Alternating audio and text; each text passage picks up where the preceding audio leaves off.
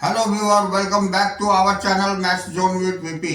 मैं संजीव कुमार आज आपको क्लास 12 की इतिहास की चैप्टर 3 की जो बंधुत्व जाति तथा वर्ग है उसकी डिटेल से जानकारी देता हूँ। तो आइए स्टार्ट होते हैं अब। हाँ, तो आज मैं आपको चैप्टर 3 जो बंधुत्व जाति तथा वर्ग है जिसके अंतर्गत आरंभिक समाज जो लगभग 600 ईसा पूर्व से 600 ईस्वी तक की जानकारी देता हूँ। तो आइए इसे स्टार्ट करते हैं। तो पिछले अध्याय में हमने पढ़ा कि लगभग 600 ईसा पूर्व से 600 ईस्वी तक के मध्य आर्थिक और राजनीतिक जीवन में अनेक परिवर्तन हुए। इनमें से कुछ परिवर्तनों ने समकालीन समाज पर अपना प्रभाव छोड़ा। उदाहरणतः वन क्षेत्रों में कृषि का विस्तार हुआ जिससे वहां रहने वाले लोगों की जीवन शैली में परिवर्तन हुआ। शिल्प विशेषज्ञों के एक विशिष्ट सामाजिक समूह का उदय हुआ तथा संपत्ति के असमान वितरण ने सामाजिक विषमताओं को अधिक प्रखर बनाया। अब इतिहासकार इन सब प्रक्रियाओं को समझने के लिए प्रायः साहित्यिक परंपराओं का उपयोग करते हैं। कुछ ग्रंथ सामाजिक व्यवहार के मानदंड तय करते थे, अन्य ग्रंथ समाज का चित्रण करते थे और कभी कभी समाज में मौजूद रिवाजों पर भी अपनी टिप्पणी प्रस्तुत करते थे। अभिलेखों से हमें समाज के कुछ ऐतिहासिक अभिनायकों की झलक मिलती है। हम देखेंगे कि प्रत्येक ग्रंथ और अभिलेख किसी समुदाय विशेष के दृष्टिकोण से लिखा जाता था, अतः यह याद रखना जरूरी हो जाता है कि ये ग्रंथ किसने लिखा, क्या लिखा गया और किनके लिए इसकी रचना हुई। इन बात पर भी ध्यान देना जरूरी है कि इन ग्रंथों की रचना में किस भाषा का प्रयोग हुआ तथा इसका प्रचार प्रसार किस तरह हुआ। यदि हम इस ग्रंथों का प्रयोग सावधानी से करें तो समाज में प्रचलित आचार व्यवहार और रिवाजों का इतिहास लिखा जा सकता है। उपमहाद्वीप के सबसे समृद्ध ग्रंथों में से एक महाभारत का विश्लेषण करते हुए हम अपना ध्यान एक ऐसे विशालकाय महाकाव्य पर केंद्रित कर रहे हैं जो अपने वर्तमान रूप में 1 लाख श्लोकों से अधिक है और विभिन्न सामाजिक श्रेणियों व परिस्थितियों का लेखा जोखा है। इस ग्रंथ की रचना 1000 वर्ष तक होती रही, लगभग 500 ईसा पूर्व से। इसमें निहित कुछ कथाएं तो इस काल से पहले भी प्रचलित थी। महाभारत की मुख्य कथा 2 परिवारों के बीच हुई युद्ध का चित्रण है। इस ग्रंथ के कुछ भाग विभिन्न सामाजिक समुदायों के आचार व्यवहार के मानदंड तय करते हैं। यदा कदा, किंतु हमेशा नहीं, इस ग्रंथ के मुख्य पात्र इन सामाजिक मानदंडों का अनुसरण करते हुए दिखाई पड़ते हैं। मानदंडों का अनुसरण व उसका अवहेलना क्या इंगित करती है। तो इसमें हम पहली पॉइंट देखेंगे, महाभारत का समालोचनात्मक संस्करण। तो आइए इसकी डिटेल जानकारी लेते हैं। 1919 में प्रसिद्ध संस्कृत विद्वान B.S. सुकथानकर के नेतृत्व में एक अत्यंत महत्वाकांक्षी परियोजना की शुरुआत हुई। अनेक विद्वानों ने मिलकर महाभारत का समालोचनात्मक संस्करण तैयार करने का जिम्मा उठाया। इसमें जुड़े क्या क्या कार्य थे। आरंभ में देश के विभिन्न भागों से विभिन्न लिपियों में लिखी गई महाभारत की संस्कृत पांडुलिपियों को एकत्रित किया गया। अब परियोजना पर काम करने वाले विद्वानों ने सभी पांडुलिपियों में पाए जाने वाले श्लोकों की तुलना करने की एक तरीका ढूंढ निकाला। अंततः उन्होंने उन श्लोकों का चयन किया जो लगभग सभी पांडुलिपियों में पाए गए थे और उसका प्रकाशन 13,000 पृष्ठों में फैले अनेक ग्रंथ खंडों में किया। इस परियोजना को पूर्ण करने में 47 वर्ष लगे। इस पूरी प्रक्रिया में 2 बातें विशेष रूप से उभर कर आई। पहली, संस्कृत के कई पाठों के अनेक अंशों में समानता थी। यह इस बात से ही स्पष्ट होता है कि समूचे उपमहाद्वीप में उत्तर में कश्मीर और नेपाल से लेकर दक्षिण में केरल तथा तमिलनाडु तक सभी पांडुलिपियों में यह समानता देखने में आई। दूसरी बात जो स्पष्ट हुई वह यह थी कि कुछ शताब्दियों के दौरान हुए महाभारत के प्रेषण में अनेक क्षेत्रीय प्रभेद भी उभर कर सामने आए। इन प्रभेदों का संस्करण मुख्य पृष्ठों की पाद टिप्पणियों और परिशिष्टों के रूप में किया गया। 13,000 पृष्ठों में से आधे में भी अधिक इन प्रभेदों का ब्यौरा देते हैं। अब एक तरह से देखा जाए तो ये प्रभेद उन गूढ़ प्रक्रियाओं के द्योतक है जिन्होंने प्रभावशाली परंपराओं और लचीले स्थानीय विचार तथा आचरण के बीच संवाद कायम करके सामाजिक इतिहासों को रूप दिया था। यह संवाद द्वंद्व और मतैक्य दोनों को ही चित्रित करते हैं। अब इन सभी प्रक्रियाओं के बारे में हमारी समझ मुख्यतः उन ग्रंथों पर आधारित है जो संस्कृत में ब्राह्मणों द्वारा उन्हीं के लिए लिखे गए। 19वीं और 20वीं शताब्दी में इतिहासकारों ने पहली बार सामाजिक इतिहास के मुद्दों का अनुशीलन करते समय इन ग्रंथों को सतही तौर पर समझा और उनका विश्वास था कि इन ग्रंथों में जो कुछ भी लिखा गया है वास्तव में उसी तरह से उसे व्यवहार में लाया जाता होगा। कालांतर में विद्वानों ने पाली, प्राकृत तथा तमिल ग्रंथों के माध्यम से अन्य परंपराओं का अध्ययन किया। इन अध्ययनों से यह स्पष्ट हुआ कि आदर्श मूलक संस्कृत ग्रंथ आमतौर से आधिकारिक रूप माने जाते थे, किंतु इन आदर्शों को प्रश्नवाचक दृष्टि से भी देखा जाता था कि यदा कदा इसकी अवहेलना भी की जाती थी। जब हम इतिहासकारों द्वारा सामाजिक इतिहासों के पुनर्निर्माण की व्याख्या करते हैं तब हमें इस बात को ध्यान में रखना होगा। अब हम देखते हैं दूसरी पॉइंट जो बंधुता एवं विवाह है।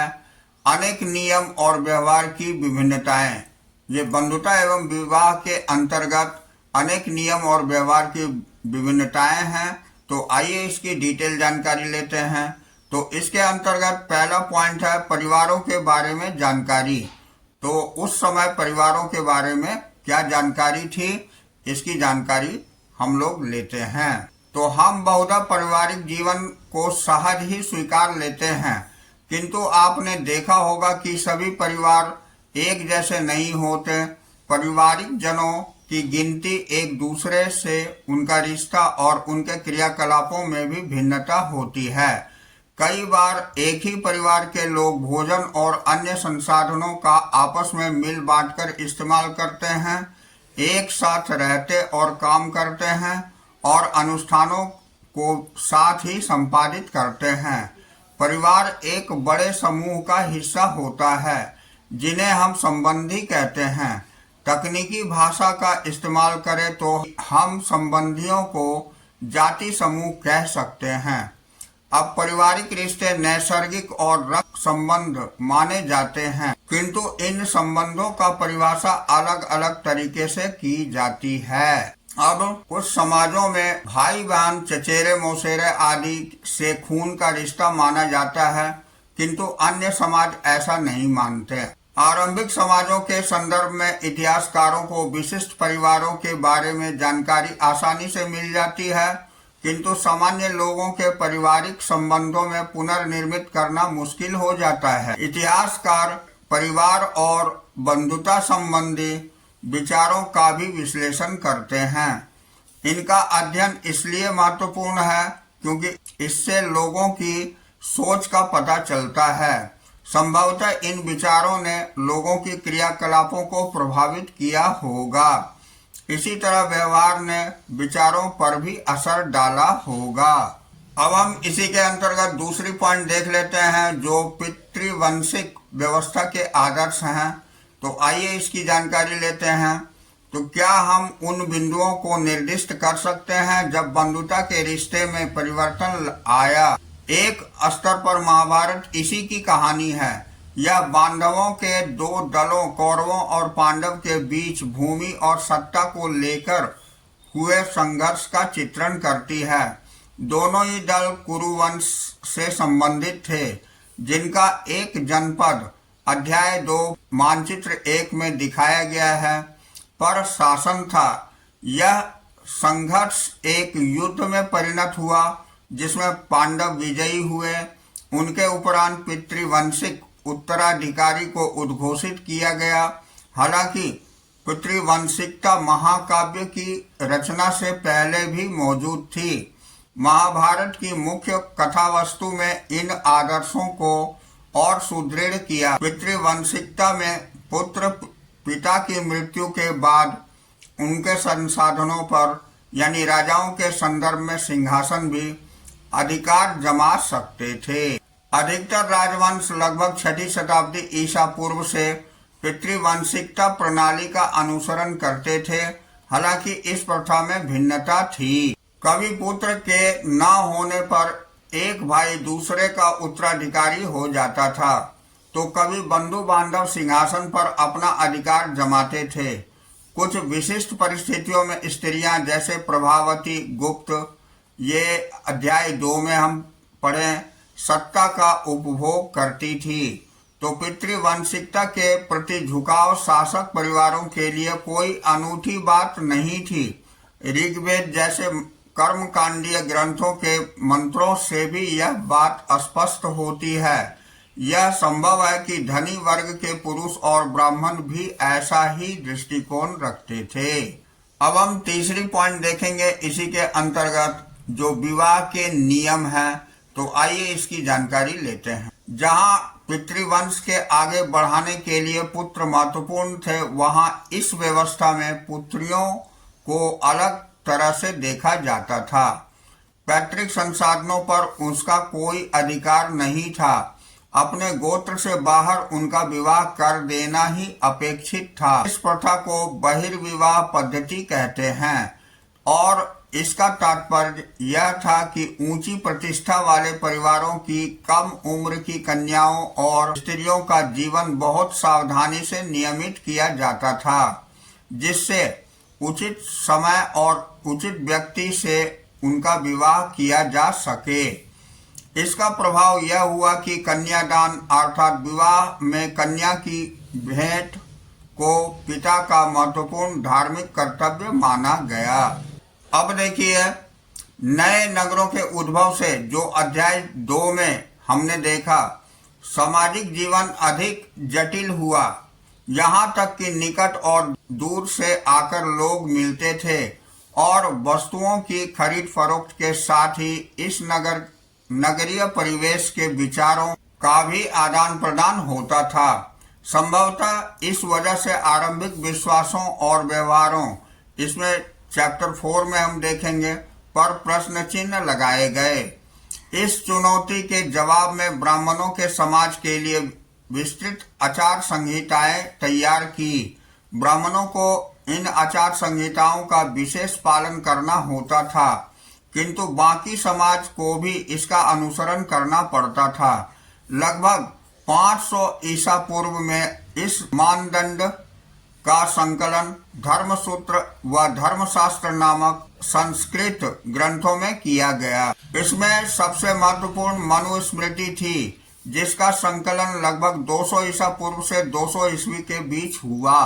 अब देखिए, हालांकि इन ग्रंथों के ब्राह्मण लेखकों का यह मानना था कि उनका दृष्टिकोण सार्वभौमिक है और उनके बनाए नियमों का सबके द्वारा पालन होना चाहिए, किंतु वास्तविक सामाजिक संबंध कहीं अधिक जटिल थे। इस बात को भी ध्यान में रखना जरूरी है कि उपमहाद्वीप में फैली क्षेत्रीय विभिन्नताएं और संचार की बाधाओं की वजह से भी ब्राह्मणों का प्रभाव सार्वभौमिक कदापि नहीं था। अब दिलचस्प बात यह है कि धर्मसूत्र और धर्मशास्त्र विवाह के 8 प्रकारों को अपनी स्वीकृति देते हैं। इनमें से पहले 4 उत्तम माने जाते थे और बाकियों को निंदित माना गया। संभव है कि ये विवाह पद्धतियां उन लोगों में प्रचलित थी जो ब्राह्मणीय नियमों को अस्वीकार करते थे। अब आइए, अब हम अगली पॉइंट स्त्री के गोत्र देख लेते हैं। तो इसके अंतर्गत एक ब्राह्मणीय पद्धति जो लगभग 1000 ईसा पूर्व के बाद से प्रचलन में आई, वह लोगों, खास तौर से ब्राह्मणों को गोत्रों में वर्गीकृत करने की थी। प्रत्येक गोत्र एक वैदिक ऋषि के नाम पर होता था। उन गोत्र के सदस्य ऋषि के वंशज माने जाते थे। गोत्रों के 2 नियम महत्वपूर्ण थे। विवाह के पश्चात स्त्रियों को पिता के स्थान पर पति के गोत्र का माना जाता था और एक ही गोत्र के सदस्य आपस में विवाह संबंध नहीं रख सकते थे। अब हम देखते हैं क्या इन नियमों का सामान्यतः अनुसरण होता था। इस बात को जानने के लिए हमें स्त्री और पुरुष नामों का विश्लेषण करना पड़ेगा जो कभी कभी गोत्रों के साथ से उद्धृत होते थे। हमें कुछ नाम सातवाहनों जैसे प्रबल शासकों के वंश से मिलते हैं। इन राजाओं का पश्चिम भारत और दक्कन के कुछ भागों पर शासन था। लगभग दूसरी शताब्दी ईसा पूर्व से दूसरी शताब्दी ईस्वी तक सातवाहनों के कई अभिलेख प्राप्त हुए हैं जिसके आधार पर इतिहासकारों ने पारिवारिक और वैवाहिक रिश्तों का खाका तैयार किया है। अब हम देखते हैं तो कुछ सातवाहन राजा बहुपत्नी प्रथा अर्थात एक से अधिक पत्नी को मानने वाले थे। सातवाहन राजाओं से विवाह करने वाली रानियों के नामों का विश्लेषण इस तथ्य को एक और इंगित करता है कि उनके नाम गौतम और वशिष्ठ गोत्रों से उद्भूत थे जो उनके पिता के गोत्र थे। इससे प्रतीत होता है कि विवाह के बाद भी अपने पति कुल के गोत्र को ग्रहण करने की अपेक्षा जैसा ब्राह्मणीय व्यवस्था में अपेक्षित था उन्होंने पिता का गोत्र नाम ही कायम रखा। यह भी पता चलता है कि कुछ रानियां एक ही गोत्र से थी। यह तथ्य बहिर्विवाह पद्धति के नियमों के विरुद्ध था। वस्तुतः यह उदाहरण एक वैकल्पिक प्रथा अंतर विवाह पद्धति अर्थात बंधुओं में विवाह संबंध को दर्शाता है जिसका प्रचलन दक्षिण भारत के कई सदस्यों में भी है। बांधवों जैसे ममेरे चचेरे इत्यादि भाई बहन के साथ जोड़े गए विवाह संबंधों की वजह से एक सुगठित समुदाय उभर पाता था। अब संभवतः उपमहाद्वीप के और भागों में अन्य विविधताएं भी मौजूद थी किंतु उसके विशिष्ट ब्यौरों को पुनर्निर्मित करना संभव नहीं हो पाया है। अब हम अगली पॉइंट देख लेते हैं क्या माताएं महत्वपूर्ण थी। तो आइए इसकी जानकारी लेते हैं। हमने पढ़ा कि सातवाहन राजाओं को उनके मातृ नाम यानी माता के नाम से उद्भूत से चिन्हित किया जाता था। इससे यह प्रतीत होता है कि माताएं महत्वपूर्ण थी किंतु किसी भी निष्कर्ष पर पहुंचने से पहले हमें बहुत सावधानी बरतनी होगी। सातवाहन राजाओं के संदर्भ में हमें यह ज्ञात है कि सिंहासन का उत्तराधिकारी पैतृवंशिक होता था। अब हम अगली टॉपिक पर आ जाते हैं जो हमारी सामाजिक विषमताएं हैं। इसके अंतर्गत वर्ण व्यवस्था के दायरे में और उससे परे इसकी जानकारी लेते हैं। संभवतः आप जाति शब्द से परिचित होंगे कि एक सोपानात्मक सामाजिक वर्गीकरण को दर्शाता है। धर्मसूत्रों और धर्मशास्त्रों में एक आदर्श व्यवस्था का उल्लेख किया गया था। ब्राह्मणों का यह मानना था कि यह एक व्यवस्था जिसमें स्वयं उन्हें पहला दर्जा प्राप्त है एक देवीय व्यवस्था है। शूद्रों और अस्पृश्यों को सबसे निचले स्तर पर रखा जाता था। इस व्यवस्था में दर्जा संभवतः जन्म के अनुसार निर्धारित माना जाता था। अब इसी के अंतर्गत हमारी पहली टॉपिक है उचित जीविका। तो आइए इसकी जानकारी लेते हैं। तो धर्मसूत्रों और धर्मशास्त्रों में 4 वर्गों के लिए आदर्श जीविका से जुड़े कई नियम मिलते हैं। ब्राह्मणों का कार्य अध्ययन, वेदों की शिक्षा, यज्ञ करना और करवाना था तथा उनका काम दान देना और लेना था। क्षत्रियों का कर्म युद्ध करना, लोगों को सुरक्षा प्रदान करना, न्याय करना और वेद पढ़ना, यज्ञ करवाना और दान दक्षिणा देना था। अंतिम 3 कार्य वैश्य के लिए भी थे। साथ ही उनमें कृषि, गौपालन और व्यापार का कर्म भी अपेक्षित था। शूद्रों के लिए मात्र एक ही जीविका थी, तीनों उच्च वर्गों की सेवा करना। अब इन नियमों का पालन करवाने के लिए ब्राह्मणों ने 2-3 नीतियां अपनाई। एक, जैसा कि हमने अभी पढ़ा, यह बताया गया कि वर्ण व्यवस्था की उत्पत्ति एक देवीय व्यवस्था है। दूसरा, वे शासकों को यह उपदेश देते थे कि वे उन व्यवस्था के नियमों का अपने राज्यों में अनुसरण करे। तीसरे, उन्होंने लोगों का यह विश्वास दिलाने का प्रयत्न किया कि उसकी प्रतिष्ठा जन्म पर आधारित है, किंतु ऐसा करना आसान बात नहीं थी। अतः इन मानदंडों का बहुधा महाभारत जैसे अनेक ग्रंथों में वर्णित कथाओं और कहानियों के द्वारा बल प्रदान किया जाता था। तो आज की क्लास हम इसी टॉपिक पर फिनिश करते हैं। अगली क्लास में फिर अगले पार्ट में हम लोग मिलेंगे। तो that's all for today. We will meet again on the next class.